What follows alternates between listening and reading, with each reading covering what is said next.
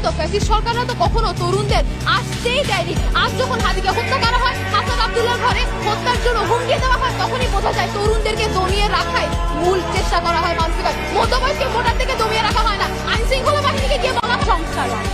বিকল্প নেই, তুমি আমি আমরা নির্বাচন ব্যবস্থাকে ধ্বংস করেছিল।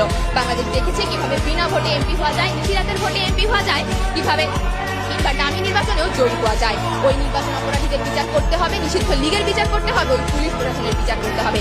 আগে 17 বছর ফ্যাসিস্ট শাসন আমলে দেশটাকে বাপদাদা তালুক মনে করে 28 লক্ষ কোটি টাকা পাচার করেছে হাসিনা পরিবার। ব্যাংক লুট, দুর্নীতি, গুম, খুন, হত্যা, গণহত্যা, প্রত্যেক ক্ষেত্রে হাসিনা তন্ত্র বজায় ছিল। কথায় কথায় বাংলা চার, বাংলা কি তোর বাপদাদা স্লোগানের মাধ্যমে তারুণ্যের অগ্নিস্ফুলিঙ্গ পতন ঘটে ওই হাসিনা রেজিমের। ঠিক একইভাবে আগামী যদি কখনো কোনো ফ্যাসিস্ট আসে, তার দমনও তরুণরাই সামনের কাতার থেকে করবে মানসিকার, এবং তারাই নির্বাচনের প্রধান ফলাফলে নিয়ামক হবে গেম চেঞ্জার।